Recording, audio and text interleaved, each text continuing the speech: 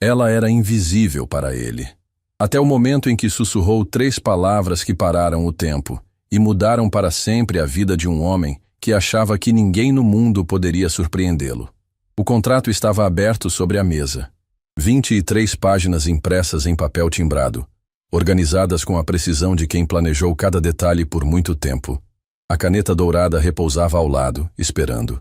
E Eduardo Carvalho, o homem que havia construído um dos maiores grupos de investimento privado do país, começando com menos do que nada, inclinou o corpo levemente para frente. A assinatura estava a menos de 1 centímetro de existir. Foi exatamente nesse instante que ela chegou. Não fez barulho, não tropeçou, não chamou atenção. Isabela Fontes se aproximou da mesa como faz todo profissional de salão experiente, com leveza, com timing, com a consciência invisível de que sua presença ali era para servir, nunca para ser notada. Ela veio trazer a 2ª garrafa de água que havia sido solicitada minutos antes. Simples assim, rotineiro assim. E então seus olhos pousaram sobre o documento aberto diante de Eduardo, e o mundo dentro dela parou. Ela reconheceu aquele contrato. Não o documento em si, não as páginas, mas a arquitetura daquilo, a estrutura, o formato específico das cláusulas no rodapé da página 12, que ela enxergou num relance de segundo porque seu corpo inteiro se lembrou, como se lembra de uma dor antiga que nunca foi completamente embora. Isabela sabia exatamente o que estava escrito ali. Sabia porque anos atrás, num escritório diferente, numa vida completamente diferente, ela havia segurado um documento quase idêntico nas mãos. E tudo o que veio depois destruiu cada coisa que ela amava. O restaurante Soleil não era o tipo de lugar onde decisões pequenas aconteciam. Situado no último andar de um edifício de vidro e aço, no coração financeiro da cidade, com vista para as luzes que piscavam lá embaixo como um mapa de ambições, o Soleil era o território neutro dos poderosos. Ali os contratos eram assinados entre o 2º e o 3º prato. Ali os acordos que moviam fortunas nasciam ao som discreto de talheres de prata. E ali, naquela noite, Marcos Del Vecchio havia organizado um jantar para o qual havia se preparado por muito mais tempo do que Eduardo imaginava. Marcos estava sentado do outro lado da mesa, o corpo relaxado, o sorriso no lugar certo, o copo de vinho branco girado com elegância entre os dedos. Havia algo quase teatral naquela postura. A naturalidade de quem ensaiou tanto que já não precisa mais ensaiar. Ele era o tipo de homem que sabia exatamente quanto espaço ocupar numa sala para parecer confiável. Eduardo havia aprendido isso ao longo de anos de convivência. O problema era que havia confundido aquela habilidade com honestidade. Eduardo, esse acordo vai colocar o Grupo Carvalho num patamar que nem nós dois conseguíamos imaginar quando começamos, disse Marcos, inclinando levemente o copo na direção do sócio, como um brinde já antecipado. A Ventura Capital tem os ativos que nos faltam. E nós temos o que eles precisam. É simples assim. Eduardo olhou para o documento. Havia lido as primeiras 12 páginas horas antes, no escritório, com Silvio ao lado anotando os pontos principais. A fusão parecia sólida. Os números batiam. Os advogados do grupo haviam dado o sinal verde, pelo menos para a estrutura geral do acordo. Faltava apenas a assinatura do termo de intenção, aquele primeiro gesto formal que daria início ao processo de integração. Uma formalidade, disseram. Mas a caneta não desceu. Algo havia prendido a mão de Eduardo. Não foi um pensamento. Foi um instinto. Aquele senso antigo, construído ao longo de décadas de decisões certas e erradas, que às vezes grita sem ter palavras. Ele olhou para Marcos. Marcos sorriu.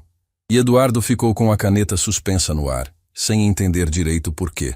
Foi nesse silêncio de fração de segundo que Isabela fez a escolha que mudaria tudo. Ela poderia ter colocado a garrafa de água na mesa e ido embora. Deveria ter feito exatamente isso. Era o seu trabalho. Era o que a mantinha empregada, o que pagava o aluguel do pequeno apartamento onde vivia com a filha, o que garantia que Beatriz pudesse continuar na escola no semestre seguinte. Isabela sabia melhor do que ninguém o preço de se envolver no que não é seu. Havia pagado esse preço uma vez. Havia pago com juros, com o corpo, com anos da sua vida.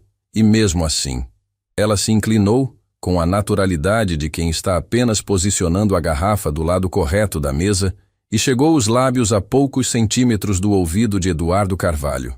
A voz saiu baixa, quase imperceptível. Apenas ele poderia ouvir.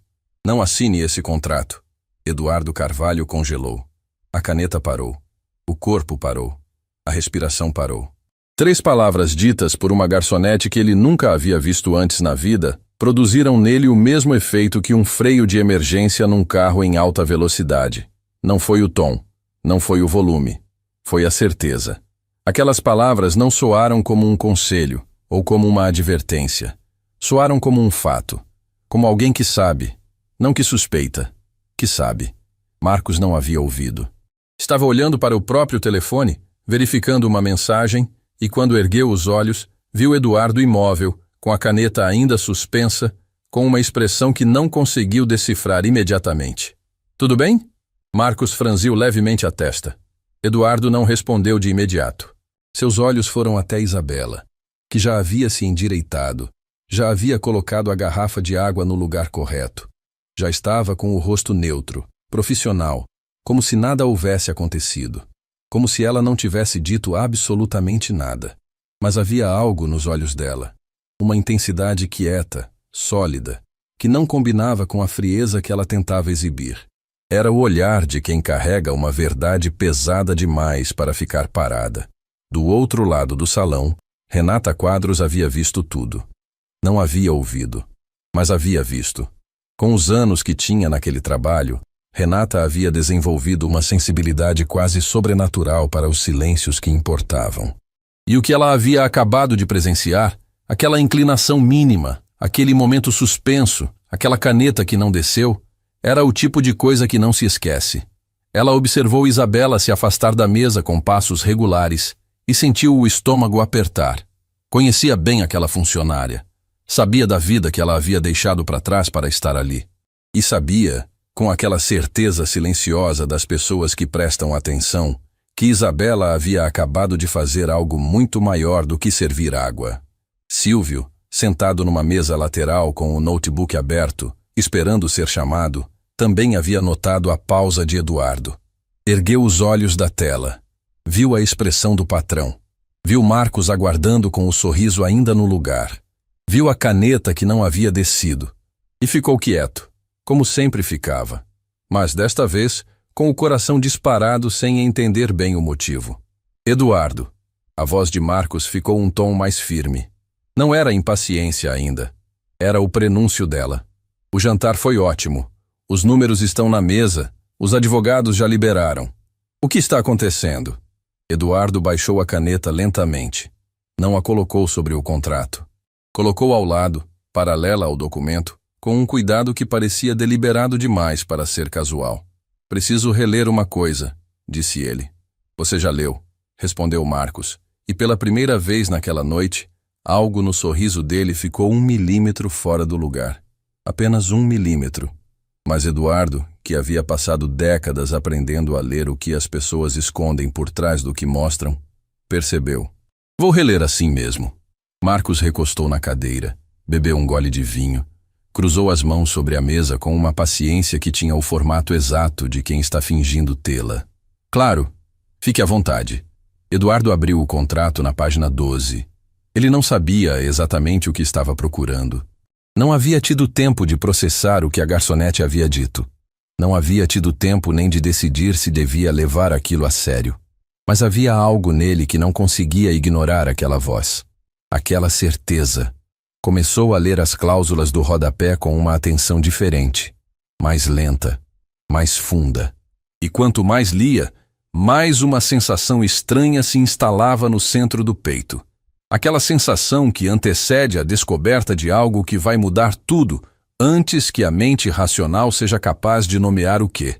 Eduardo ergueu os olhos. Procurou Isabela no salão. Ela estava a alguns metros de distância de costas, organizando uma mesa vizinha. Ele não precisou levantar a voz. Com licença. Ela se virou. Os olhos de Isabela encontraram os dele com uma calma que não parecia indiferença. Parecia preparo. Pode vir aqui um momento? Renata, do outro lado do salão, prendeu a respiração. Marcos Del Vecchio descruzou as mãos sobre a mesa.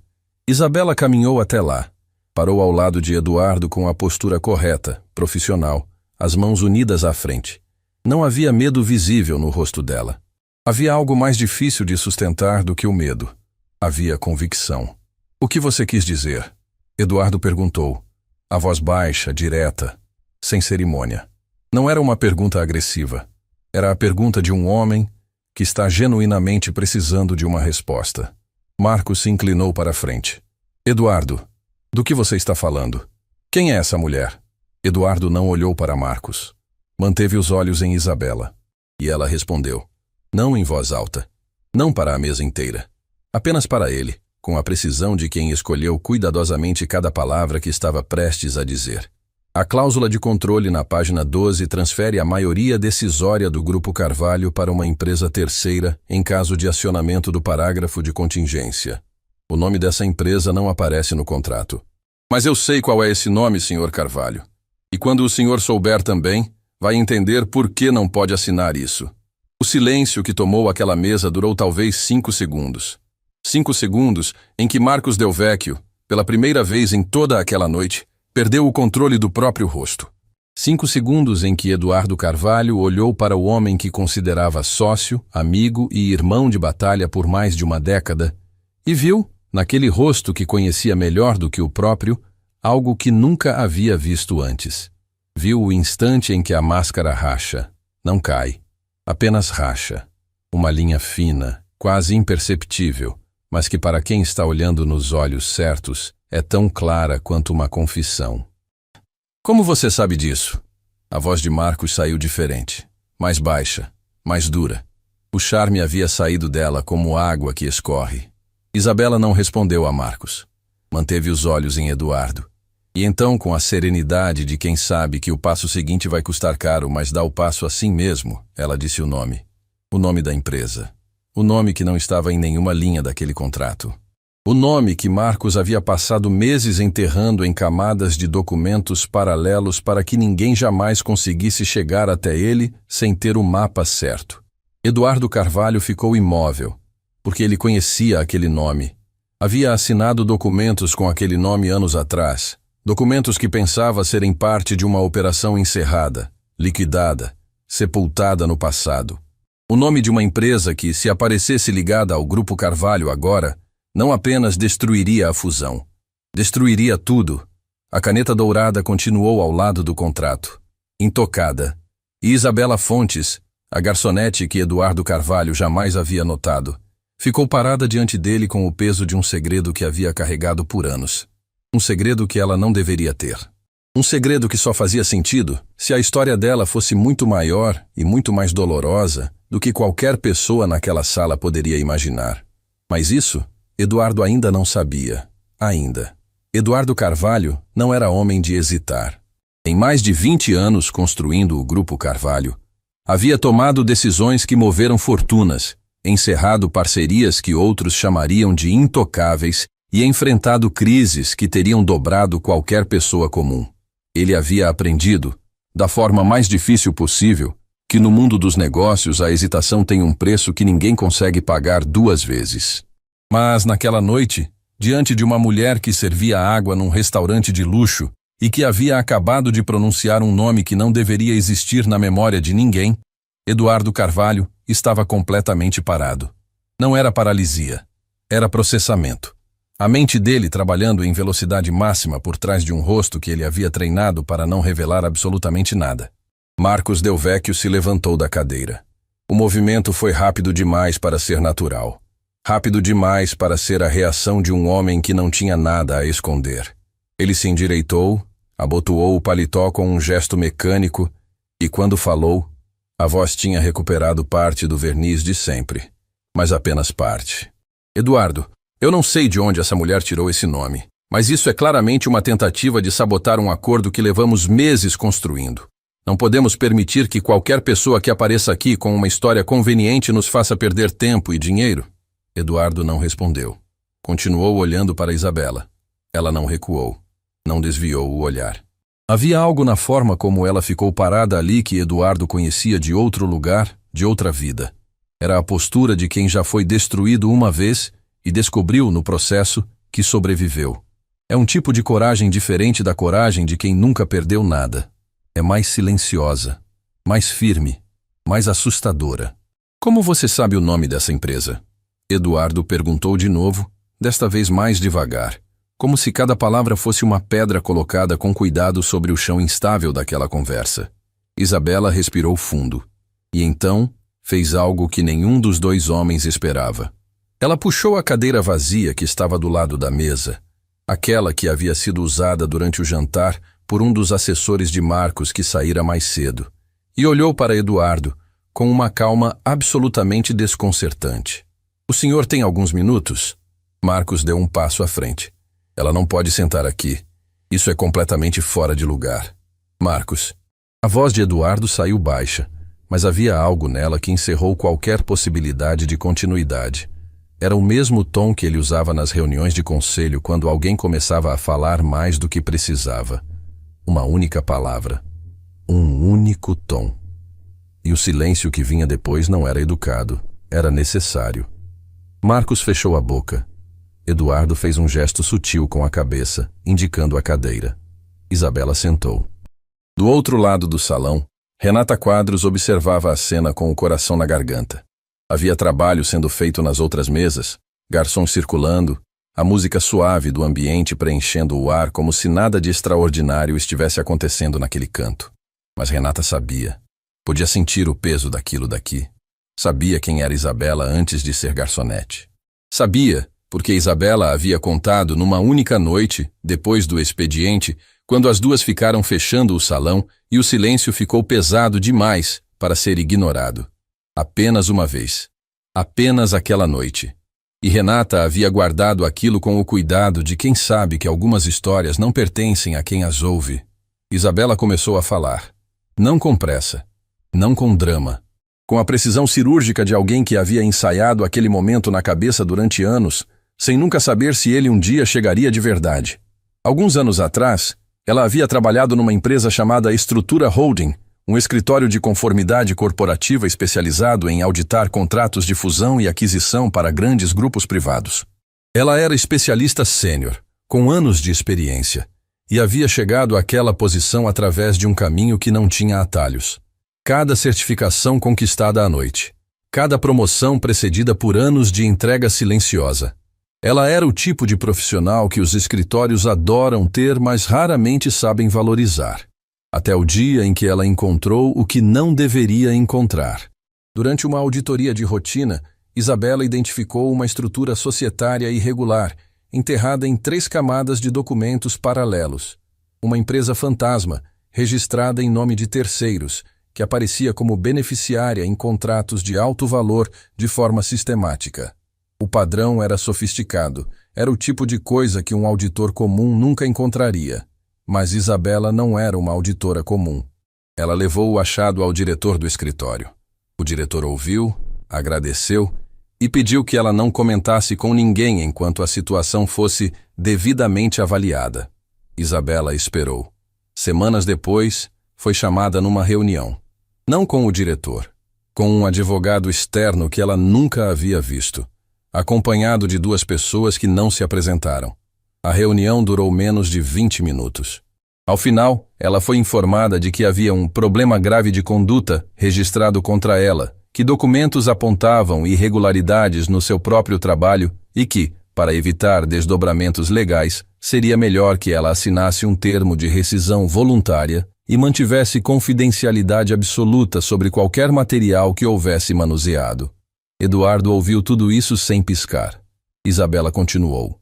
A voz firme, mas havia um ponto, apenas um, onde ela precisou parar por 1 segundo.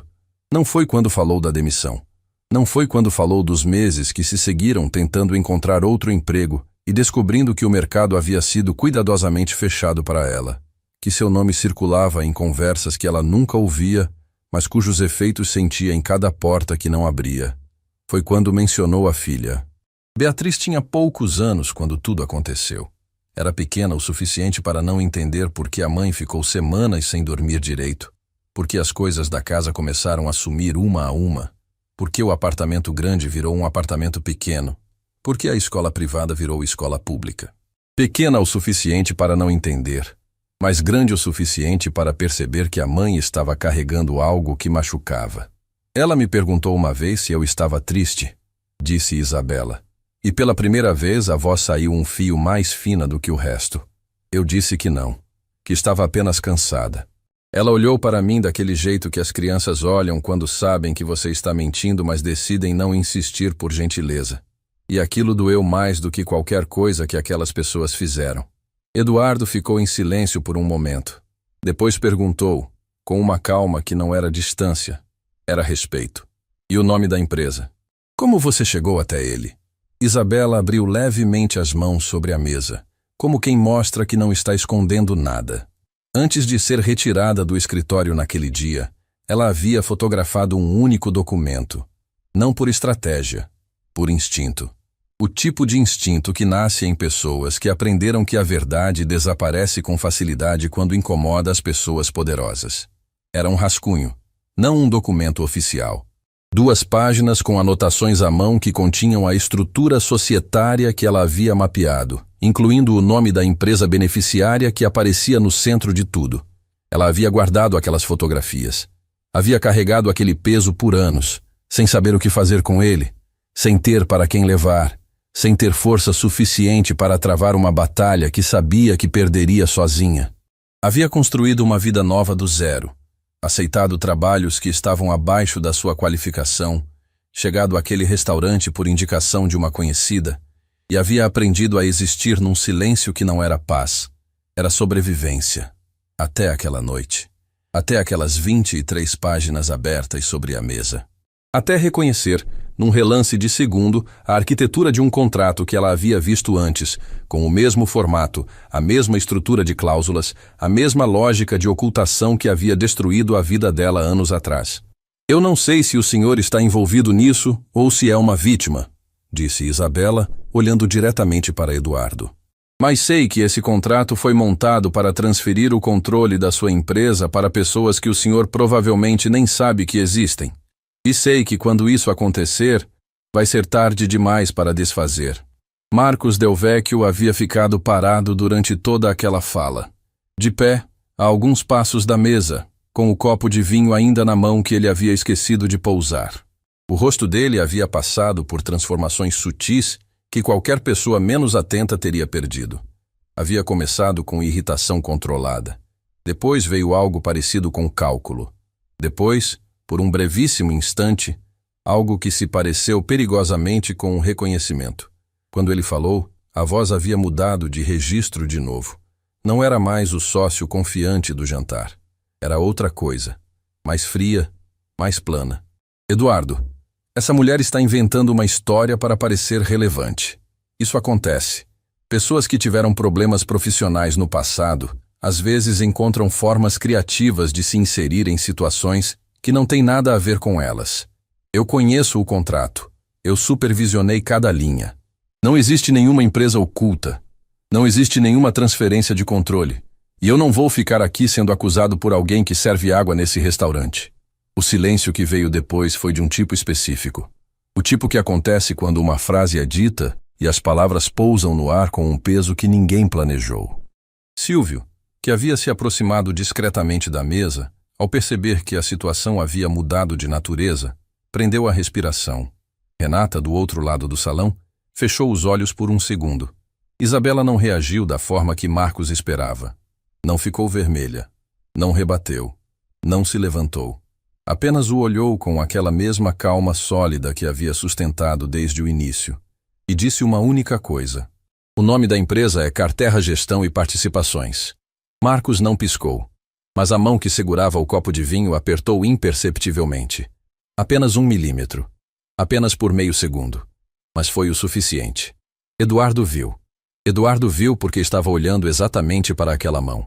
Porque havia aprendido, ao longo de décadas, lendo salas, lendo pessoas, lendo o que existe entre as palavras, que a verdade raramente aparece no rosto de quem mente com habilidade. Aparece nas mãos, nos ombros, na linha da mandíbula, em lugares que o controle consciente esquece de monitorar. E naquele meio segundo, Marcos Del Vecchio entregou tudo. Eduardo se levantou devagar, pegou o contrato de cima da mesa. Fechou as 23 páginas com um gesto tranquilo, como quem fecha um livro que decidiu não terminar. Depois olhou para Marcos com uma expressão que não era raiva, não era traição, não era nenhuma das emoções que uma pessoa comum esperaria ver naquele momento. Era luto. O luto silencioso e devastador de quem acaba de entender que perdeu algo que pensava ser sólido e descobre que nunca foi real. Eu vou precisar que você me explique muita coisa, disse Eduardo. Mas não aqui, e não hoje à noite. Marcos abriu a boca. Fechou.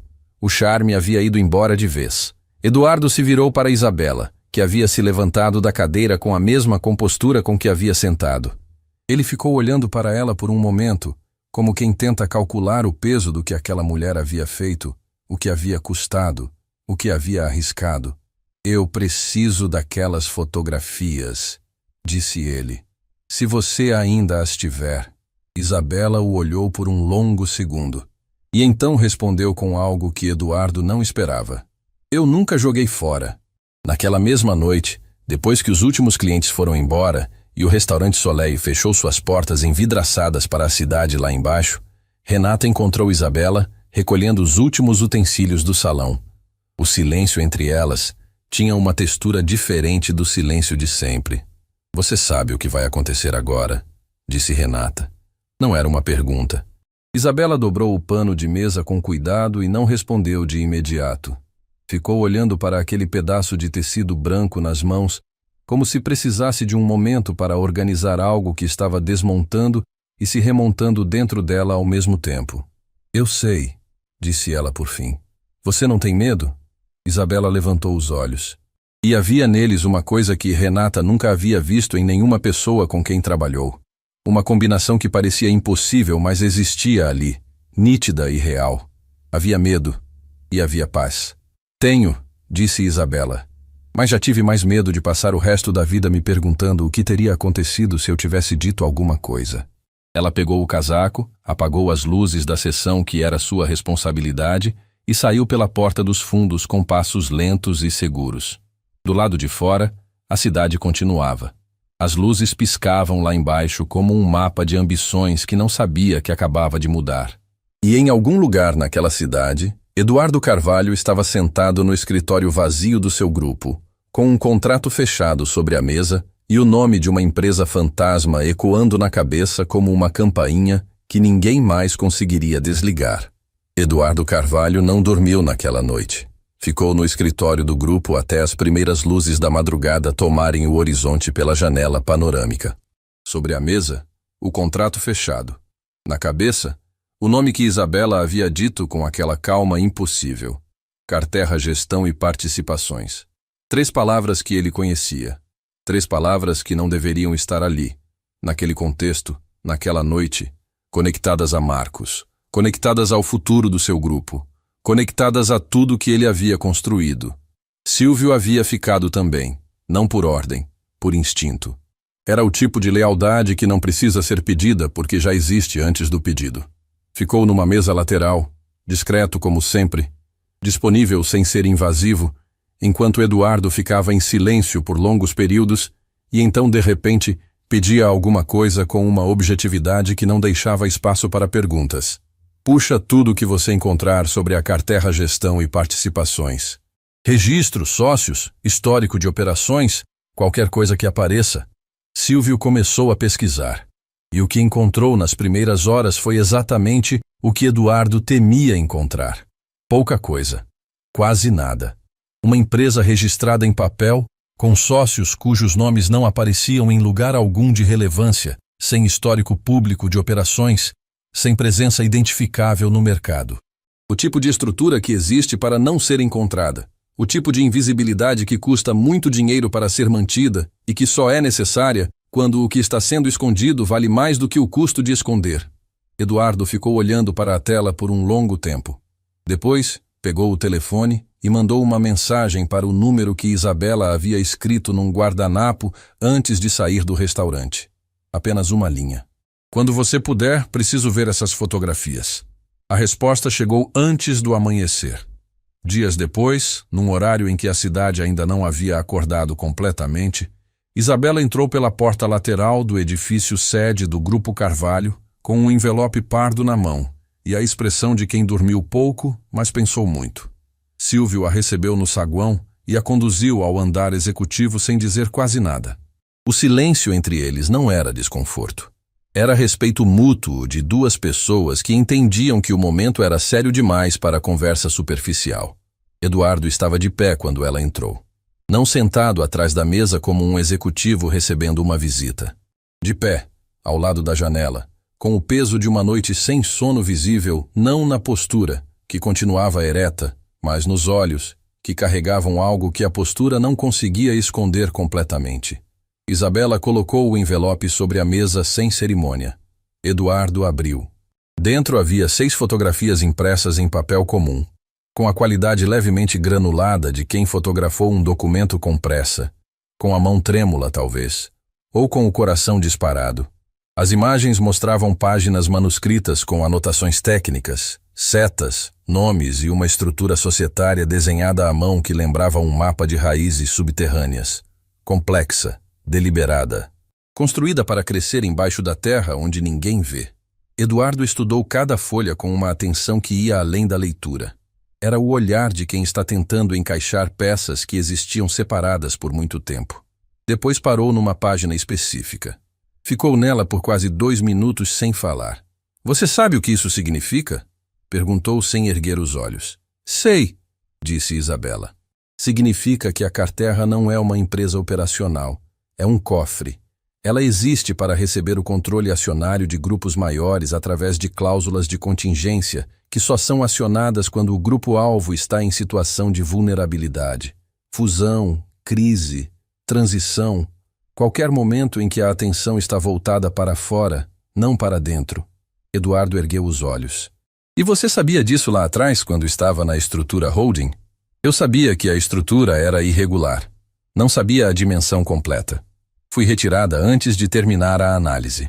O silêncio que seguiu tinha textura. Eduardo voltou para as fotografias. Depois parou em outra página. Desta vez o que mudou não foi apenas a expressão, foi o corpo inteiro. Uma tensão sutil que começou nos ombros e desceu pela coluna como corrente elétrica. Havia um nome no canto inferior da última página, escrito à mão, diferente dos outros, como se fosse uma anotação posterior, acrescentada com pressa. Um nome que não era da Carterra. Não era de nenhuma das empresas listadas na estrutura societária. Era um nome pessoal. E Eduardo conhecia esse nome. Não era Marcos. Era alguém acima de Marcos.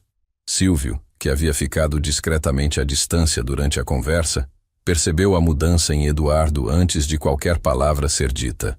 Havia trabalhado ao lado daquele homem por anos suficientes para ler o que o rosto dele não mostrava. E o que estava acontecendo agora, naquele escritório, era diferente de tudo o que havia presenciado antes. "Você precisa de água?" perguntou Silvio, dirigindo-se a Isabela, porque era a única coisa útil que conseguia oferecer naquele momento. Isabela acenou que não com a cabeça, os olhos em Eduardo. "Quem escreveu esse nome aqui?" Eduardo perguntou por fim, a voz tão controlada que parecia esforço consciente mantê-la assim. "O diretor do escritório. Na reunião em que me apresentou o rascunho para que eu formalizasse a análise. Ele não sabia que eu havia fotografado antes. E você nunca soube o que esse nome representava nessa estrutura?" "Não completamente. Sabia que era alguém de fora do escritório. Alguém com autoridade suficiente para fazer um diretor experiente ficar nervoso só de escrever o nome no papel." Isabela fez uma pausa.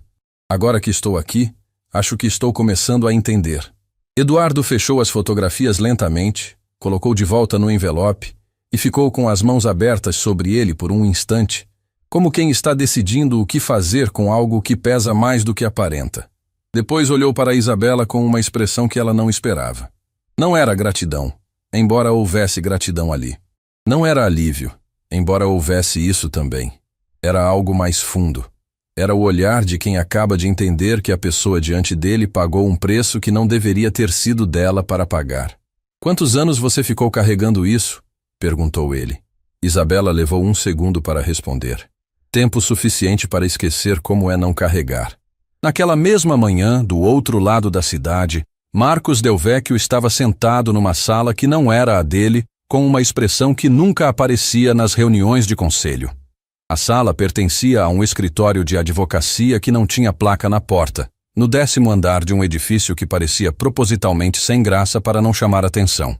O tipo de lugar que existe precisamente para não ser lembrado. Do outro lado da mesa, um homem mais velho o ouvia com a paciência de quem não tem pressa, porque nunca precisou ter. Cabelos grisalhos, terno escuro, mãos unidas sobre a mesa com a tranquilidade de quem passou décadas aprendendo que pânico é um luxo que pessoas ricas não podem se dar. Ela tinha as fotografias, disse Marcos. Não sei como. Não devia ter nada. O protocolo foi seguido. O homem mais velho não respondeu de imediato. Ficou olhando para Marcos com aquela expressão que não julgava nem consolava, apenas calculava. Eduardo viu as fotos? Ainda não sei. Mas ela foi ao prédio do grupo esta manhã. Outro silêncio. Desta vez mais longo. Isso muda o calendário, disse o homem mais velho por fim. Não muda o plano. Muda o calendário. Marcos abriu levemente as mãos sobre a mesa, um gesto involuntário de quem quer dizer que não está entendendo completamente o que está sendo pedido. O que você quer que eu faça? O homem mais velho levantou os olhos para ele pela primeira vez desde o início da conversa. E havia naquele olhar uma frieza que não era raiva nem ameaça. Era algo mais difícil de nomear. Era a frieza de quem está completamente confortável com consequências que outras pessoas considerariam inaceitáveis. Por enquanto, nada. Você não faz nada. Você atende às ligações de Eduardo, você responde com normalidade. Você age como um homem que não tem nada a esconder. Porque é exatamente o que um culpado não consegue fazer. E Eduardo sabe disso. Marcos assentiu devagar. Mas havia algo na linha da mandíbula dele que revelava o que as palavras não diziam. Havia medo ali. O tipo específico de medo de quem entende que as peças saíram do controle e que a jogada seguinte não é mais dele. De volta ao Grupo Carvalho, Isabela estava prestes a sair quando Eduardo a chamou uma última vez. Isabela. Ela se virou na porta. O que você fez lá atrás, na estrutura holding? Denunciar a irregularidade ao seu diretor. Sabendo o que aconteceu depois, você faria de novo? Era uma pergunta que parecia simples e não era. Era a pergunta de um homem tentando entender do que aquela mulher era feita. Tentando entender se o que havia acontecido na noite anterior era coragem ou impulsividade ou algo mais complexo do que qualquer uma dessas palavras conseguia nomear. Isabela segurou a pergunta por um momento. Depois respondeu com uma honestidade que não tinha performance. Faria. Não porque foi fácil, porque era certo. E eu descobri que quando você abre mão do que é certo para se proteger, você se protege de tudo, inclusive de você mesma. E aí não sobra muita coisa para proteger. Eduardo ficou com aquela frase ecoando muito depois que a porta fechou. Silvio, que havia ouvido da mesa lateral, ficou em silêncio por um momento. Depois, sem que Eduardo tivesse pedido nada, abriu o notebook e começou a puxar tudo que existia sobre a estrutura holding, sobre seus ex-diretores, sobre os casos encerrados nos anos anteriores, sobre os nomes que apareciam e desapareciam em documentos que ninguém havia juntado ainda. A história de Isabela e a história do Grupo Carvalho acabavam de se tornar a mesma história. E o nome escrito à mão naquela última fotografia estava prestes a mudar tudo que Eduardo pensava que sabia sobre as pessoas em quem havia confiado por toda uma vida. Era exatamente por isso que Eduardo o havia contratado anos atrás, quando a maioria dos executivos da sua idade buscava assistentes que impressionassem clientes e enchessem reuniões com energia visível. Eduardo queria o oposto. Queria alguém que ouvisse mais do que falava, que registrasse mais do que perguntava, e que entendesse que a função de quem apoia uma liderança real não é brilhar ao lado dela, é garantir que ela tenha o chão firme sob os pés para caminhar. Silvio havia levado isso a sério durante todos esses anos. Tão a sério que havia desenvolvido, quase sem perceber, uma habilidade específica que ia muito além das atribuições formais do seu cargo. Ele sabia encontrar o que não estava sendo mostrado. Naquela manhã, depois que Isabela saiu e Eduardo ficou em silêncio diante da janela com um envelope de fotografias na mão, Silvio começou a puxar os fios que ninguém havia pedido para ele puxar. Não por curiosidade, por lealdade. A lealdade específica de quem entende que proteger alguém às vezes significa fazer o que essa pessoa ainda não tem condições de fazer por si mesma. Começou pela estrutura holding. Encontrou o registro da empresa, os diretores listados no período em que Isabela havia trabalhado lá, os casos de rescisão contratual do mesmo ano. Depois foi para os contratos públicos que a empresa havia operado. Depois para os sócios secundários, aqueles nomes que aparecem em documentação corporativa com percentuais mínimos, quase invisíveis, mas que existem por algum motivo que raramente é inocente. E foi num desses nomes secundários, enterrado na terceira camada de uma estrutura societária da estrutura holding, que Silvio encontrou o primeiro fio que conectava o passado de Isabela diretamente ao presente do Grupo Carvalho. O nome era Del Vecchio, não Marcos, um familiar. Alguém do mesmo sobrenome que havia participado como sócio minoritário da estrutura holding, exatamente no período em que Isabela trabalhava lá. Alguém que havia saído da sociedade poucos meses depois do episódio que destruiu a carreira dela. Silvio ficou olhando para aquele nome por um longo tempo. Depois imprimiu tudo, organizou as páginas com a precisão que definia cada coisa que fazia e colocou o material sobre a mesa de Eduardo sem dizer uma palavra. Eduardo leu. E o luto que havia aparecido no restaurante na noite anterior voltou, desta vez com outro nome, mais fundo, mais antigo. A reunião entre Eduardo e Marcos aconteceu 2 dias depois, numa sala de reuniões do Grupo Carvalho, que Eduardo havia escolhido especificamente por não ter janelas para o corredor externo. Apenas os dois, sem advogados, sem assessores, sem a encenação que acompanha os confrontos que precisam de testemunhas. Marcos chegou com o mesmo terno impecável de sempre, o cabelo no lugar, a postura de quem havia praticado a normalidade no espelho antes de sair de casa. Eduardo reconheceu o esforço. Havia visto aquele esforço antes, em outros rostos, em outras situações, e sabia exatamente o que ele cobria. Ficaram sentados um de frente para o outro por um momento antes de qualquer palavra.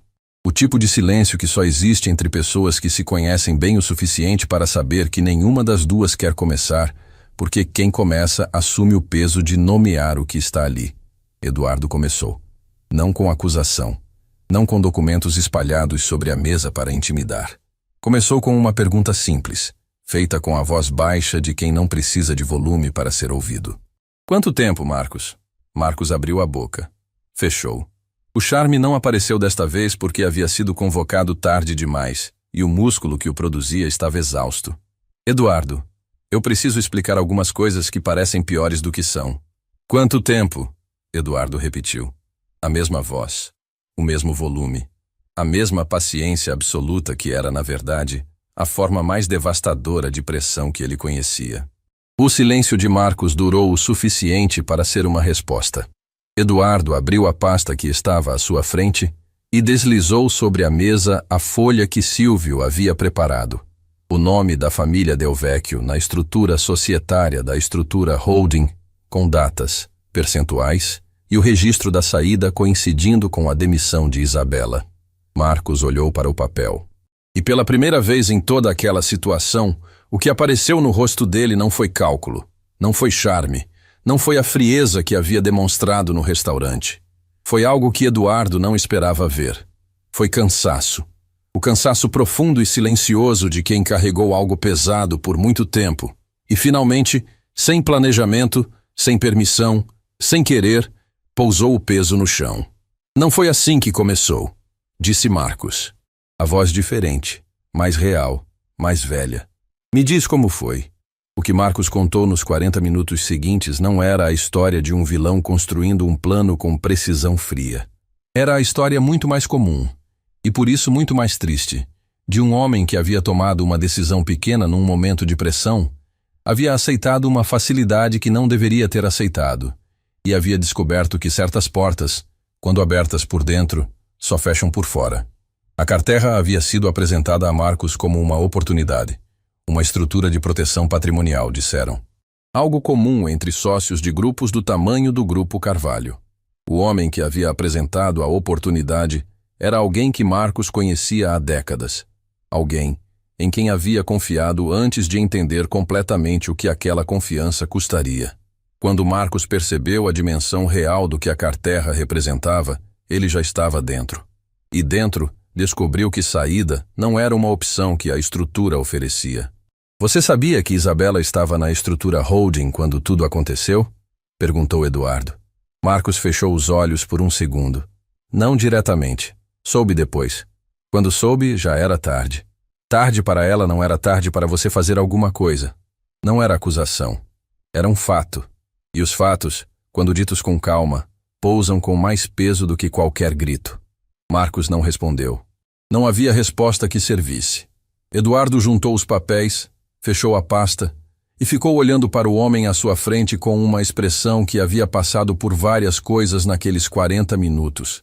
E havia chegado a um lugar que não era raiva, não era perdão. Era algo no intervalo entre os dois que não tinha nome fácil. Quem é o homem do escritório sem placa? Perguntou Eduardo. Marcos levantou os olhos. O homem que você foi ver depois do jantar, cabelos grisalhos, terno escuro, escritório no 10º andar de um prédio que não quer ser lembrado. A expressão de Marcos mudou. Não de surpresa, porque Marcos havia aprendido há muito tempo a controlar surpresa. Mudou de outra coisa. De uma apreensão específica que Eduardo havia visto antes, apenas em pessoas que compreendem que o perigo que enfrentam não é abstrato. Como você sabe disso? Eduardo não respondeu, porque a resposta era Silvio, e Silvio era o tipo de recurso que você não revela até precisar. O nome, disse Eduardo apenas. Marcos ficou em silêncio por um tempo que parecia maior do que era. Depois disse o nome. E Eduardo Carvalho, que havia ficado imóvel quando Isabela pronunciou o nome da Carterra no restaurante, que havia ficado imóvel quando encontrou o nome da família Del Vecchio na estrutura societária, desta vez não ficou imóvel. Se levantou. Caminhou até a janela. Ficou de costas para Marcos por quase 1 minuto, porque o nome que Marcos havia dito era o nome de um homem que Eduardo conhecia há 30 anos. Um homem que havia estado no início de tudo, que havia sentado à mesa quando o Grupo Carvalho era apenas uma ideia num papel, que havia assinado como testemunha num contrato que Eduardo considerava o primeiro documento real da sua história profissional. Era o nome de alguém que Eduardo havia considerado, durante décadas, um dos pilares da própria vida. Isabela soube do encontro entre Eduardo e Marcos pela mensagem que Silvio enviou naquela tarde. Curta, objetiva, sem detalhes que não eram necessários naquele momento. Apenas a confirmação de que a conversa havia acontecido e que Eduardo precisaria falar com ela em breve. Ela leu a mensagem no intervalo do turno, sentada na área de descanso dos funcionários do Soleil, com o uniforme ainda no corpo e o telefone na mão. Renata estava ao lado preparando o caderno de reservas para o serviço da noite. Foi ele? Perguntou Renata, sem erguer os olhos do caderno, porque conhecia Isabela bem o suficiente para saber que aquela expressão significava que algo havia se movido. Foi, disse Isabela. Renata ficou em silêncio por um momento. Depois fechou o caderno e olhou para a amiga com a franqueza direta das pessoas que não sabem ser de outro jeito. Como você está? Era uma pergunta pequena que continha uma pergunta muito maior. Como você está agora que aquilo que você guardou por anos começou a se mover? Agora que o silêncio que você construiu para sobreviver está sendo desfeito em tempo real? Agora que a vida que você reconstruiu com tanto custo está sendo sacudida pela mesma verdade que a destruiu uma vez? Isabela colocou o telefone no bolso. Olhou para as mãos por um segundo, como se a resposta estivesse ali de alguma forma. Estou com medo, disse ela, sem rodeio, sem diminuição. Mas é um medo diferente do de antes. Antes eu tinha medo e estava sozinha. Agora tenho medo e tem alguém do outro lado. Renata assentiu devagar. Beatriz sabe de alguma coisa? Não. E não vai saber até eu ter certeza de como isso vai terminar. E se não terminar bem? Isabela levantou os olhos para Renata. E havia neles aquela combinação que Renata havia visto uma semana antes, ao fechar o restaurante, e que não havia esquecido. Medo e paz no mesmo lugar. A coexistência impossível que só existe em pessoas que já desceram ao fundo de si mesmas e voltaram. Então, pelo menos vai terminar com a verdade em cima da mesa. E isso já é mais do que eu tive da última vez.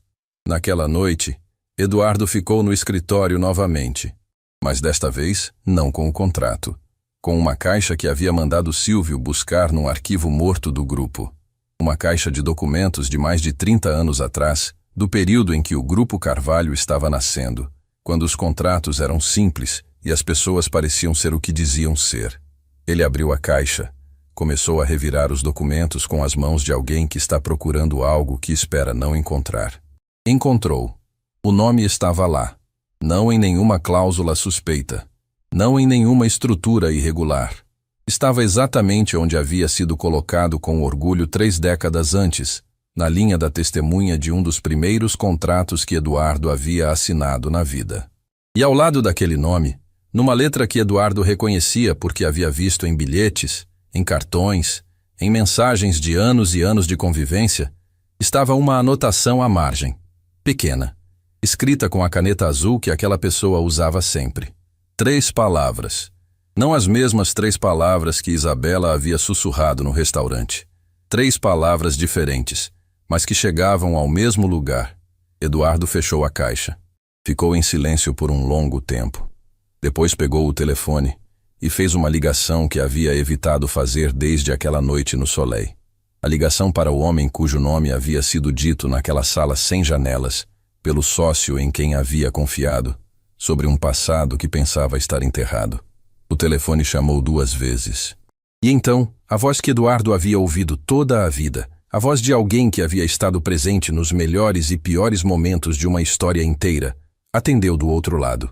Não havia mais como fingir que aquilo podia esperar. A ligação durou menos de 2 minutos. Não porque houvesse pouco a dizer, havia décadas a dizer. Havia 30 anos de história compartilhada, de jantares, de viagens, de conversas longas que Eduardo havia guardado com o cuidado de quem guarda coisas que acredita serem eternas. Havia gratidão acumulada, referências trocadas, momentos em que aquela voz havia sido o único ponto fixo num mundo que girava rápido demais. Havia tudo isso para dizer, mas Eduardo não disse nada disso. Disse apenas que precisavam se encontrar, que era urgente, que não era o tipo de assunto para telefone. E a voz do outro lado, depois de uma pausa que durou exatamente tempo suficiente para revelar que a ligação não era surpresa, respondeu que sim, que conhecia um lugar, que poderiam se encontrar na manhã seguinte. Eduardo desligou. Ficou com o telefone na mão por um momento, olhando para o aparelho como se esperasse que ele desfizesse o que havia acabado de acontecer.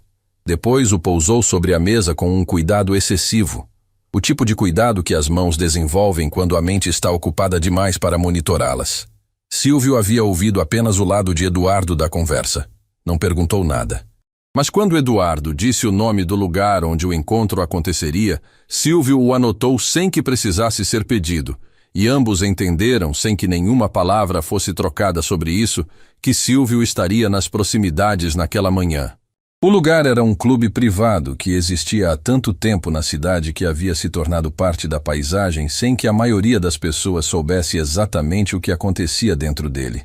Discreto por tradição, frequentado por pessoas que haviam aprendido que os lugares que não chamam atenção são justamente os que mais importam. Eduardo havia estado ali poucas vezes, sempre como convidado, sempre acompanhando o homem que agora estava sentado à sua frente numa poltrona de couro escuro, com uma xícara de café intocada sobre a mesa lateral. Arnaldo Vasconcelos tinha mais de 70 anos e carregava essa idade com a naturalidade de quem nunca precisou lutar contra o tempo, porque sempre soube usá-lo a seu favor.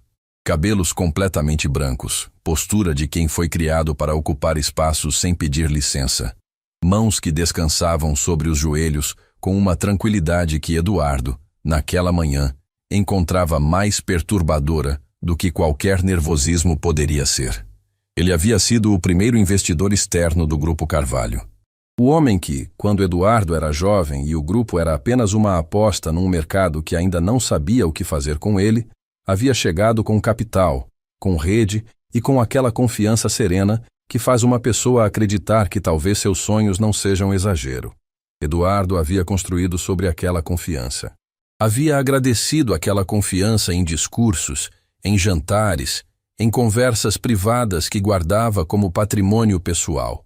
E agora estava sentado diante dela, tentando entender como algo que parecia tão sólido havia sido, desde o princípio, outra coisa completamente. "Você sabe por que estou aqui?", disse Eduardo. Não era pergunta. Arnaldo levantou os olhos. Havia neles algo que Eduardo não esperava encontrar, e que, por isso, chegou com força redobrada. Não havia frieza. Não havia o cálculo que Eduardo havia imaginado durante toda a noite anterior. Havia cansaço. O mesmo cansaço que havia visto em Marcos 2 dias antes, mas mais velho, mais fundo, mais sedimentado. Eu sei, disse Arnaldo. Então me explica. Arnaldo ficou em silêncio por um momento. Depois se inclinou levemente para frente, colocou os cotovelos sobre os joelhos e começou a falar com a voz de quem finalmente pousou algo que carregou longe demais. A Carterra havia nascido de uma situação que Arnaldo descreveu como uma pressão que ele mesmo não havia escolhido inteiramente. Uma dívida antiga, de um período anterior ao Grupo Carvalho, com pessoas que não aceitavam negociação e que haviam apresentado a estrutura da Carterra não como uma opção, mas como a solução que ele iria adotar. O que havia começado como uma forma de liquidar uma obrigação havia se expandido, ao longo dos anos, porque estruturas construídas sobre coerção não param quando você quer que parem. Elas crescem porque precisam crescer para continuar escondendo o que já cresceu antes. O Grupo Carvalho havia entrado no plano não desde o início, mas num ponto em que a expansão da Carterra precisava de um ativo de peso para se legitimar. Marcos havia sido a entrada, porque Marcos tinha a vulnerabilidade certa no momento certo, uma pressão financeira pessoal que o havia deixado com uma janela aberta, que Arnaldo, com tristeza que parecia genuína, havia usado. Você me usou, disse Eduardo, a voz ainda controlada, mas com uma rachadura fina que quem não o conhecesse não perceberia. Eu te protegi durante anos, disse Arnaldo. A Carterra nunca foi acionada contra você. Enquanto eu tive controle sobre o calendário, mantive o grupo fora do alcance. E o contrato do jantar? Arnaldo fez uma pausa. O contrato do jantar foi Marcos agindo além do que eu havia autorizado. Ele estava com medo que a estrutura fosse exposta e decidiu acelerar o processo por conta própria. Eu não sabia da data daquele jantar, até que já havia acontecido. Eduardo ficou olhando para ele por um tempo longo. Havia uma parte daquilo que soava como verdade, e havia uma parte que soava como a versão da verdade que um homem inteligente constrói quando sabe que chegou a hora de ser encontrado. Eduardo havia ouvido versões suficientes de ambas para saber que a linha entre elas raramente é nítida. Tem uma mulher chamada Isabela Fontes, disse Eduardo. Algo atravessou o rosto de Arnaldo. Rápido, mas estava lá. O que aconteceu com ela na estrutura holding foi parte disso? Arnaldo baixou os olhos para as próprias mãos. E aquele gesto, aquele único gesto de não conseguir sustentar o olhar de Eduardo, disse mais do que qualquer resposta. A estrutura holding tinha sócios ligados à Carterra, disse Arnaldo por fim. Quando ela encontrou o que encontrou, a decisão de como lidar com aquilo não foi minha. Mas eu soube, e não fiz nada. O silêncio que veio depois era de um tipo que Eduardo nunca havia experimentado naquela sala. Era o silêncio de uma perda que não é súbita, porque demorou 30 anos para acontecer, mas que dói como se tivesse acontecido agora, neste segundo, sem aviso. Ela perdeu tudo, disse Eduardo. Eu sei. Uma filha pequena, anos reconstruindo do zero, carregando um segredo que não era dela para carregar porque você soube e não fez nada. Arnaldo não respondeu. Havia chegado ao limite do que a linguagem consegue fazer quando o que foi feito não tem conserto em palavras. Eduardo se levantou. Não com violência. Com a solenidade de quem entende que certas conversas terminam não quando as perguntas acabam, mas quando as respostas que importavam já foram dadas. Eu vou precisar de tudo que você tem sobre a Carterra, disse Eduardo. Documentos, estrutura, nomes, tudo.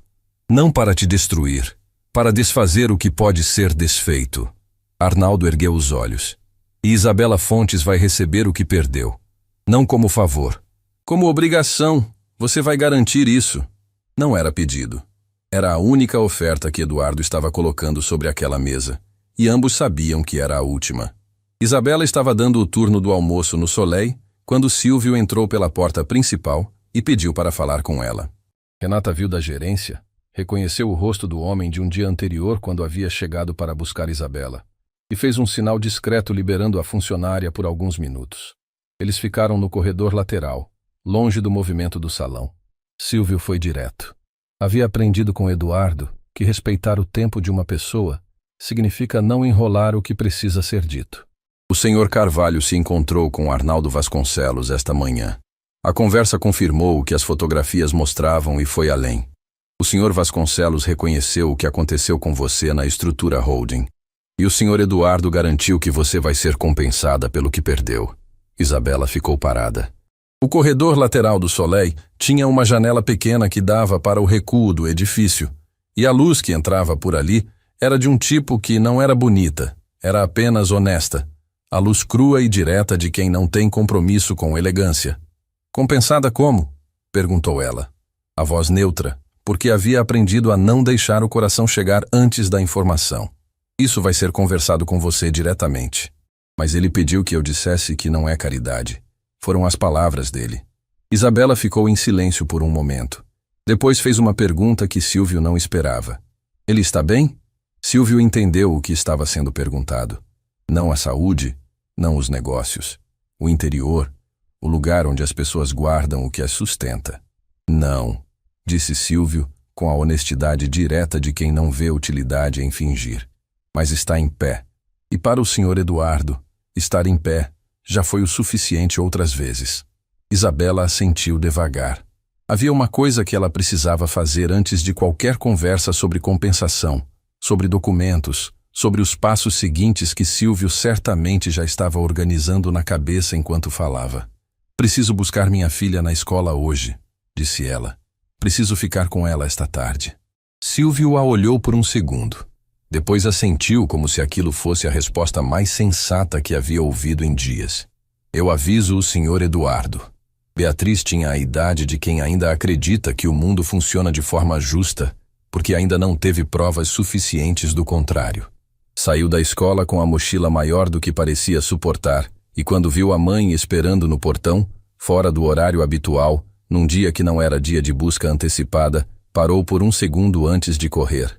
As crianças percebem mais do que os adultos acreditam. Percebem quando a presença de alguém carrega um peso diferente, quando o abraço dura mais do que o normal, quando os olhos da pessoa que amam estão olhando para elas com uma intensidade que não é preocupação, é gratidão. O tipo de gratidão que só aparece quando alguém esteve perto de perder algo e se lembrou do que realmente importava. Beatriz deixou a mochila escorregar do ombro e abraçou a mãe sem perguntar nada. Isabela fechou os olhos. Ficou com os braços em volta daquela criança que havia crescido vendo a mãe reconstruir o mundo com as próprias mãos. Que havia aprendido sem que ninguém ensinasse explicitamente que força não faz barulho. Que havia feito uma pergunta anos atrás sobre tristeza e aceitado uma resposta incompleta, com uma gentileza que doía até hoje. Naquele momento, no portão daquela escola, com a tarde começando a esfriar e o movimento de outras crianças e outros pais ao redor, Isabela entendeu uma coisa que havia estado construindo dentro dela desde a noite do restaurante, sem que ela conseguisse nomear completamente. Ela não havia voltado para se vingar. Não havia sussurrado aquelas 3 palavras por raiva, ou por ressentimento, ou por qualquer versão do desejo de ver o que havia sido feito a ela, desfeito nas pessoas que o fizeram. Havia sussurrado porque era certo.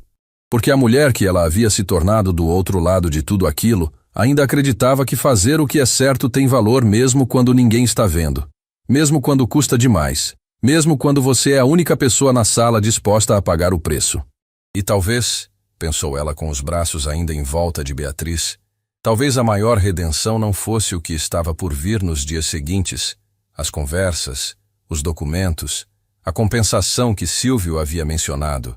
Talvez a maior redenção já houvesse acontecido anos atrás, num apartamento pequeno, quando ela havia olhado para uma criança que perguntava se a mãe estava triste e havia decidido, em silêncio, que não ia deixar que o que fizeram a ela fizesse a ela mesma. Vamos comer alguma coisa? Disse Isabela, se afastando levemente para ver o rosto da filha. Beatriz sorriu. Pode ser. E elas caminharam juntas pela calçada com a leveza de 2 pessoas que estão exatamente onde precisam estar, enquanto do outro lado da cidade, em salas de reuniões e escritórios e corredores onde decisões pesadas circulam como ar, A história que Isabela havia começado a mover com 3 palavras sussurradas continuava seu caminho inevitável.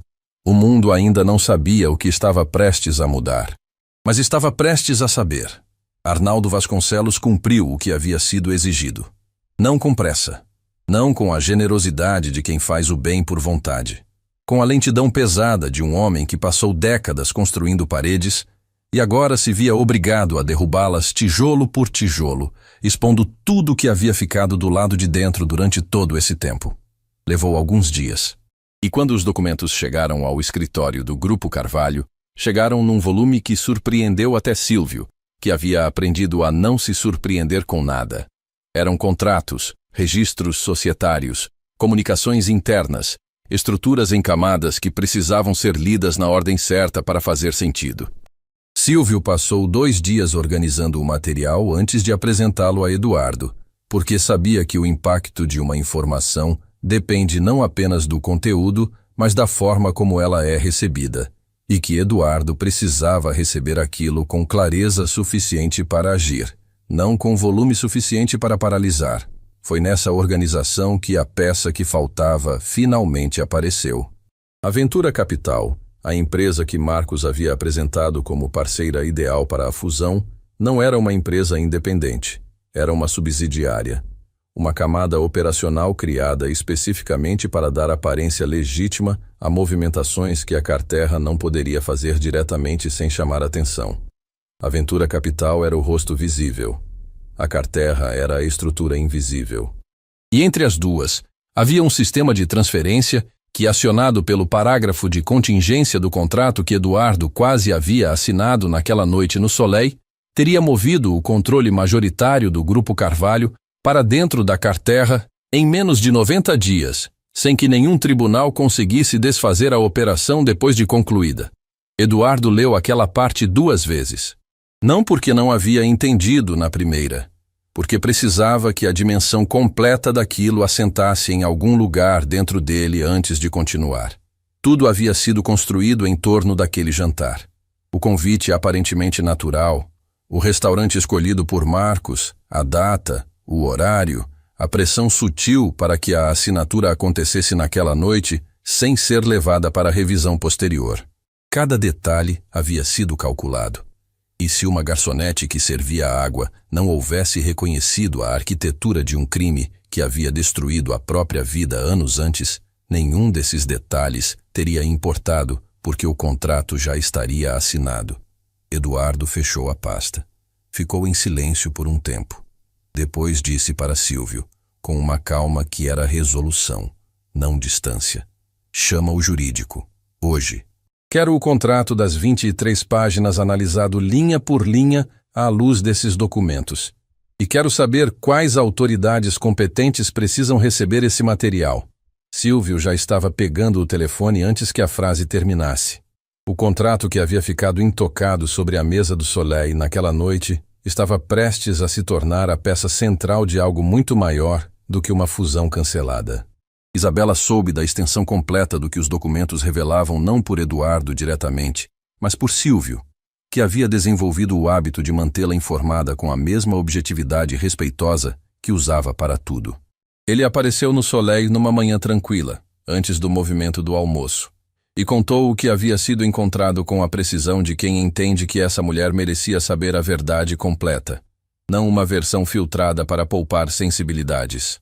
Isabela ouviu tudo de pé, apoiada no balcão da área de descanso, com uma xícara de café esfriando na mão que ela havia esquecido de tomar. Quando Silvio terminou, ela ficou em silêncio por um longo momento. Depois fez uma pergunta que ele não esperava. A estrutura que eles montaram, a Carterra, Aventura Capital, tudo isso. Quantos outros grupos podem ter sido alvo disso além do Grupo Carvalho? Silvio a olhou. Era exatamente a pergunta que ele próprio havia feito a Eduardo 2 dias antes. Estamos levantando isso agora, disse ele. Isabela assentiu. E havia no olhar dela algo que havia mudado desde a primeira noite, algo que Silvio percebeu, mas não nomeou na hora. Não era alívio, era propósito. como se o que havia começado como um impulso de fazer o certo numa fração de segundo estivesse se expandindo para algo que ela ainda estava aprendendo a dimensionar. Renata havia ouvido parte da conversa da gerência. Quando Silvio saiu, ela se aproximou de Isabela com a xícara de café que a amiga havia esquecido de tomar e trocou por uma quente, sem dizer nada. Isabela olhou para ela. Renata fez um gesto com a cabeça que significava tudo que não precisava ser dito em voz alta. O encontro entre Eduardo e Isabela aconteceu dias depois, num escritório diferente dos anteriores. Não a sala executiva principal. Não a sala de reuniões onde Eduardo havia confrontado Marcos. Um espaço menor, mais simples, com 2 poltronas e uma mesa redonda, que não tinha lado de quem manda e lado de quem obedece. Eduardo havia escolhido aquele espaço com intenção, e Isabela, quando entrou, percebeu essa intenção e ficou quietamente grata por ela. Eduardo foi direto. Havia aprendido que Isabela não precisava de introduções longas, que ela era o tipo de pessoa que respeita quem respeita o tempo dela. Os documentos que Arnaldo entregou confirmaram tudo o que você sabia e foram além. A Ventura Capital era uma extensão operacional da Carterra. O contrato daquela noite, se assinado, teria transferido o controle do grupo em menos de 3 meses por meios que nenhum recurso legal desfaria a tempo. Ele fez uma pausa. Você salvou o que eu construí em 30 anos com 3 palavras numa fração de segundo. Isabela abriu a boca para dizer alguma coisa. Eduardo continuou antes que ela pudesse. Eu sei que você não fez por mim. Você não me conhecia. Você fez porque era certo. E eu respeito isso mais do que qualquer coisa que você poderia ter feito por qualquer outro motivo. Outra pausa. Mas o fato de você ter feito pelo motivo certo não muda o que é devido a você pelo que foi feito errado. E o que foi feito com você na estrutura holding foi parte de uma estrutura que eu agora tenho como provar. Isso muda a sua situação. Isabela olhou para ele com aquela calma que havia desconcertado todas as pessoas naquela história desde a primeira noite. O que o senhor está propondo? Eduardo colocou sobre a mesa um documento. Não um contrato de 23 páginas. 2 páginas simples, com linguagem direta, que Isabela leu devagar, 2 vezes, com a atenção de alguém que foi queimado por documentos antes e aprendeu que cada linha importa. O que estava escrito ali era uma combinação de reintegração formal com remuneração retroativa pelo período em que sua carreira havia sido destruída por forças que agora havia como documentar, mais uma posição de consultoria de conformidade dentro do Grupo Carvalho com autonomia real, não autonomia de papel. E uma cláusula que Eduardo havia escrito ele mesmo, fora do padrão jurídico usual, que dizia em linguagem simples que Isabela Fontes nunca seria pressionada a silenciar sobre nada dentro daquele grupo, que denúncias de irregularidade seriam sempre tratadas como serviço e nunca como ameaça. Isabela terminou de ler. Ficou olhando para o documento por um momento. Isso não desfaz o que aconteceu, disse ela. Não era reclamação. Era apenas a verdade sendo dita por alguém que não sabia ser de outro jeito. Não desfaz, disse Eduardo. Nada desfaz, mas é o que pode ser feito agora com o que existe agora. E eu precisava que fosse suficientemente real para você decidir com clareza, não com gratidão. Aquela distinção, a diferença entre decidir com clareza e decidir com gratidão, ficou suspensa no ar entre eles por um segundo. Era o tipo de frase que revela o caráter de quem a diz. E Isabela, que havia desenvolvido ao longo de anos uma sensibilidade aguçada para a diferença entre pessoas que fazem o bem para se sentir bem e pessoas que fazem o bem porque entendem o que é certo, reconheceu o que havia naquelas palavras. Ela assinou, não com a caneta dourada que havia ficado intocada sobre aquela mesa no Soleil, com uma caneta simples que estava sobre a mesa redonda daquele escritório pequeno e sem hierarquia. E havia algo nessa diferença que Eduardo notou em silêncio e que disse mais sobre como aquela história havia virado do que qualquer discurso poderia dizer. Naquela mesma semana, as autoridades competentes receberam o pacote de documentos que o jurídico do Grupo Carvalho havia organizado com base no material entregue por Arnaldo. A Carterra Gestão e Participações Entrou formalmente no radar de uma investigação que levaria tempo, que teria reviravoltas que ninguém ainda conseguia prever e que envolveria nomes além dos que haviam aparecido naquela história até ali. Arnaldo Vasconcelos cooperou. Não de forma heróica, de forma pragmática, como alguém que entende que a cooperação é a única moeda que ainda tem valor quando tudo mais já foi exposto. Mas cooperou. E dentro dessa cooperação havia informações que apontavam para outros grupos, outras fusões, outras Isabelas, que em outros momentos e em outros escritórios haviam encontrado o que não deveriam encontrar e haviam pago preços que não deveriam ter sido cobrados. Marcos Del Vecchio afastou-se do Grupo Carvalho. Não foi uma saída dramática nem um encerramento escandaloso. Foi o tipo de saída que acontece quando duas pessoas entendem que não há caminho de volta para o que existia antes, mas que o que vem a seguir ainda pode ter alguma dignidade se for conduzido sem destruição desnecessária. Eduardo havia aprendido a diferença entre justiça e vingança num momento suficientemente doloroso da vida para nunca mais confundir as duas. O contrato das 23 páginas foi preservado como evidência. Aquelas páginas que haviam estado abertas sobre a mesa no Soleil, com a caneta dourada ao lado esperando uma assinatura que nunca veio, tornaram-se parte do processo formal, não como símbolo, mas como prova. O tipo de prova que existe porque numa noite específica, num restaurante específico, uma mulher havia feito uma escolha que ninguém esperava dela e que ela mesma talvez não esperasse de si. Isabela trabalhou o último turno no Soleil, numa tarde que começou como todas as outras. Renata havia organizado o salão com o cuidado de sempre, as mesas no lugar certo, a iluminação calibrada para o horário, a música no volume que não compete com a conversa, mas preenche o silêncio. No final do serviço, quando os últimos clientes foram embora e as luzes do salão foram sendo apagadas uma a uma, Renata e Isabela ficaram no mesmo espaço de sempre, o espaço onde haviam trocado os silêncios que importavam durante todo aquele tempo. "Vai sentir falta?" perguntou Renata.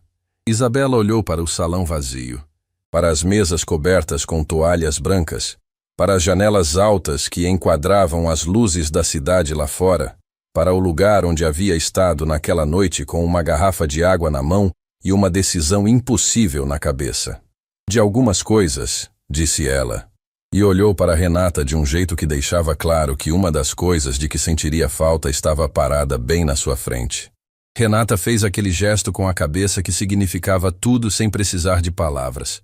Depois disse, com a franqueza direta que era a linguagem dela: "Você sabia, né? Desde o início, que ia custar." "Sabia", disse Isabela. "E foi assim mesmo." Foi. O silêncio que veio depois não era triste. Era o silêncio de duas pessoas que haviam estado juntas num momento que importou, e que carregavam isso de formas diferentes, mas com o mesmo peso de quem sabe que aquele tipo de momento não acontece duas vezes numa vida.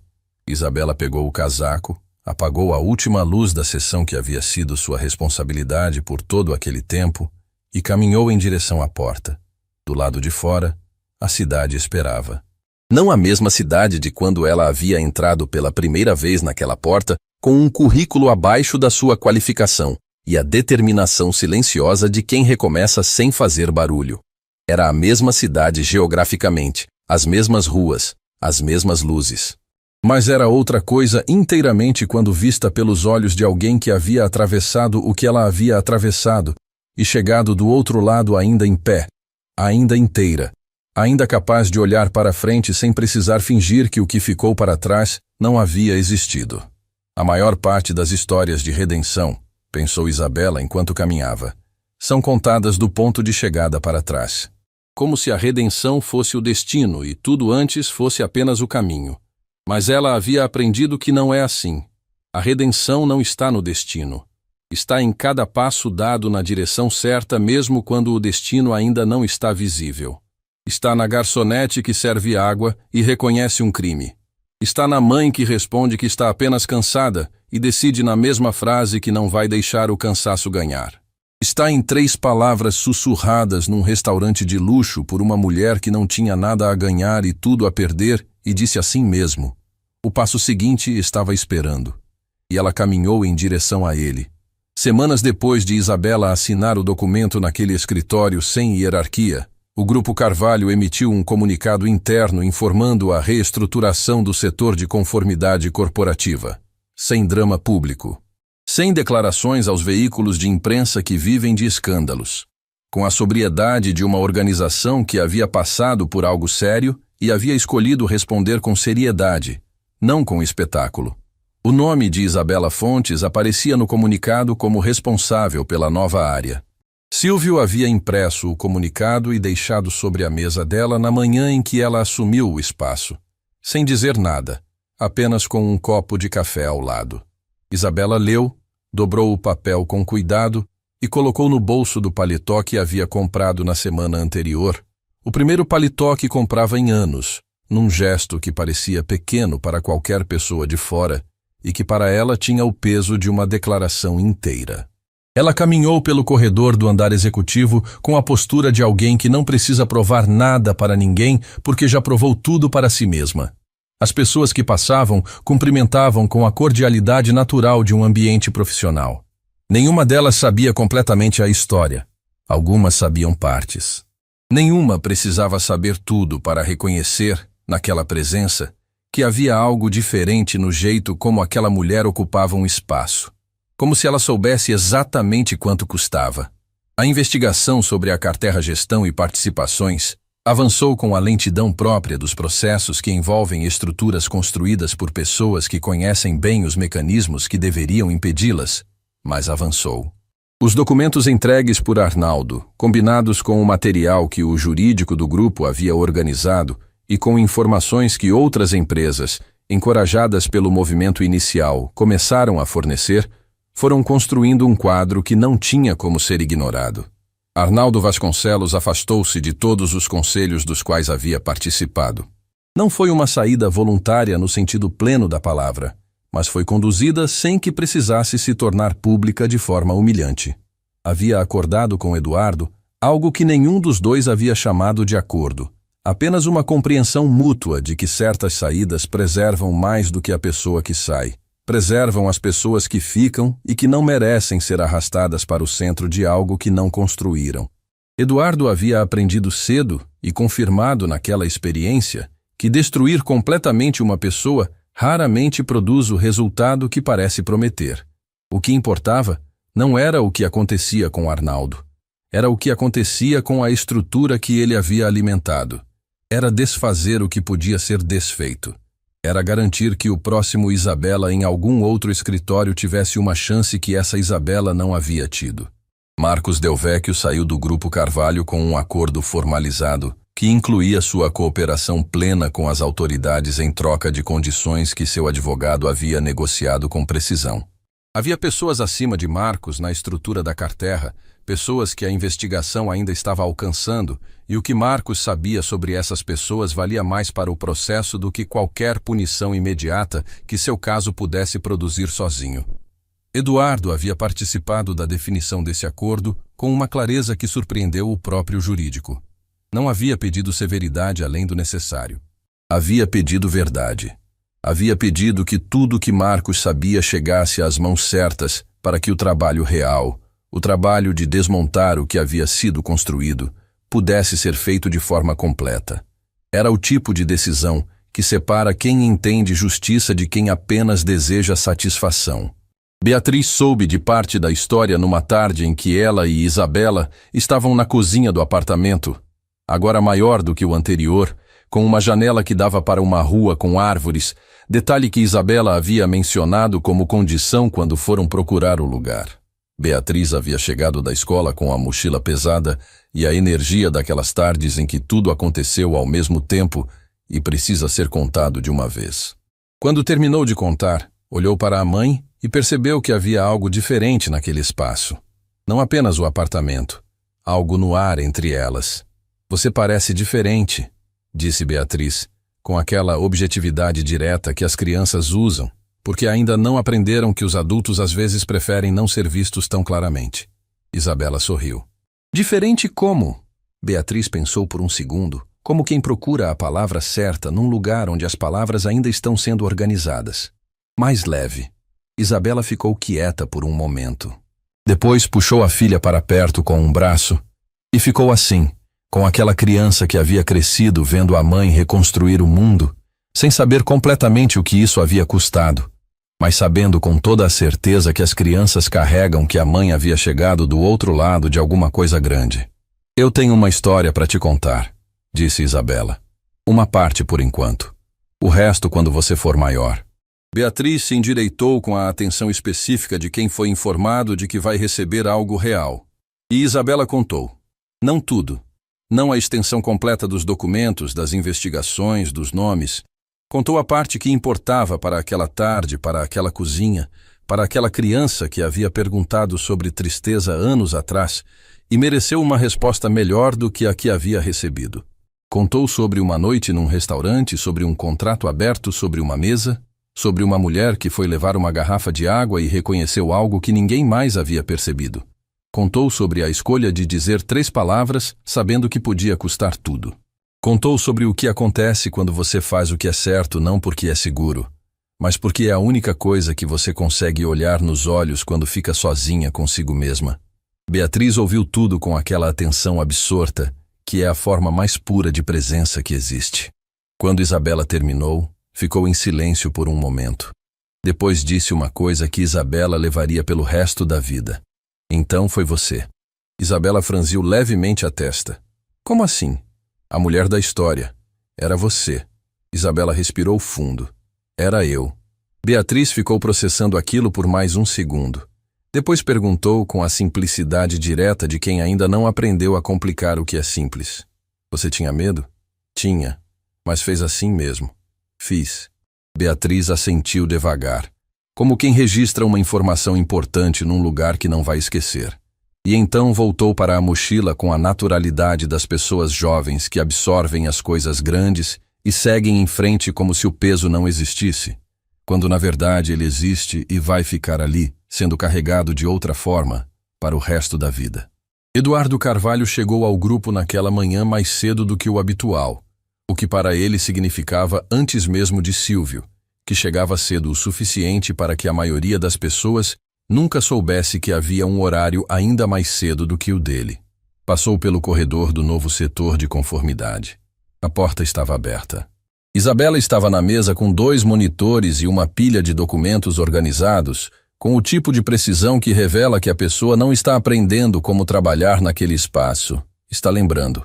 Eduardo parou na porta por um segundo. Isabela ergueu os olhos. Não houve discurso.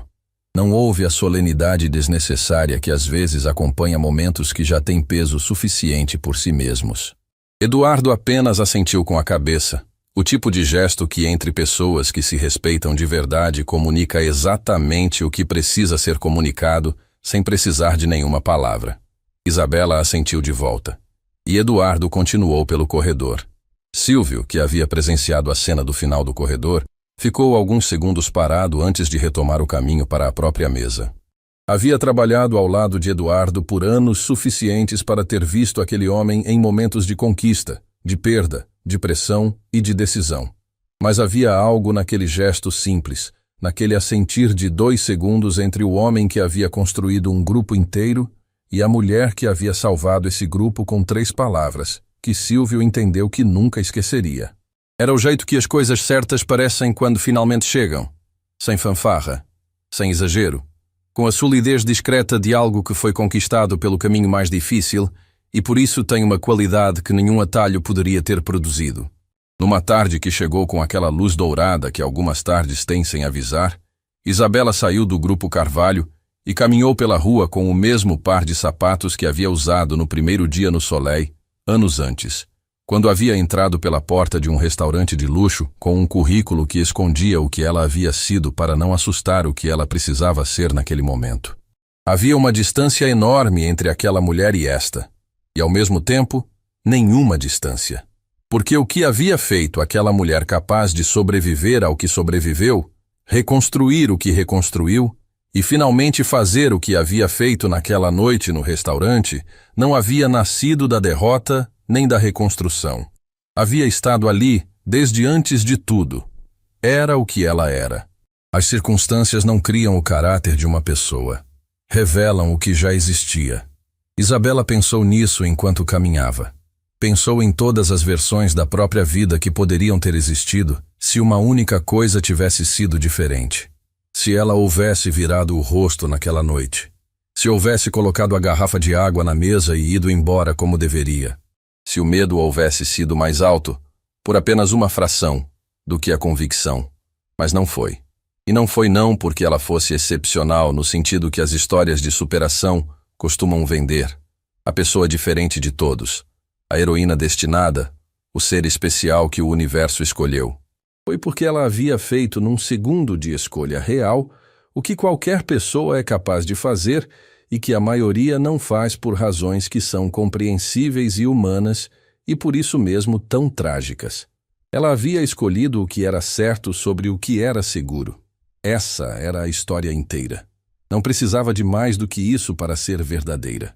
Não precisava de mais do que isso para importar. A rua continuava. As pessoas passavam com as histórias próprias carregadas em silêncio, como todo mundo carrega, sem que ninguém ao redor saiba o peso ou o destino. Isabela caminhou entre elas com a leveza que Beatriz havia notado na cozinha. Aquela leveza específica de quem não está mais carregando o que não é dele, de quem devolveu o peso para o lugar certo, e descobriu que os próprios ombros, sem aquilo, são perfeitamente capazes de sustentar o que realmente precisa ser sustentado. 3 palavras. Esse havia sido o começo. Não o fim, o começo. Porque o que aquelas 3 palavras haviam posto em movimento era maior do que uma noite, maior do que um contrato, maior do que um grupo empresarial salvo, ou uma carreira restituída, ou uma investigação aberta. O que aquelas 3 palavras haviam posto em movimento era a prova, concreta e viva e irrefutável, de que uma pessoa comum, sem poder, sem proteção, sem nada além da clareza sobre o que é certo, pode mudar o curso de uma história que parecia já decidida. Pode sempre. Esse era o ponto, não a exceção, a regra. E Isabela Fontes, que havia começado aquela história servindo água numa noite que parecia como todas as outras, caminhou em direção ao que vinha a seguir com a consciência tranquila e inabalável de quem sabe, com todo o próprio corpo, que fez o que precisava ser feito. Não por recompensa, não por reconhecimento, porque era a única pessoa que ela sabia ser. E isso, no fim, havia sido suficiente para mudar tudo.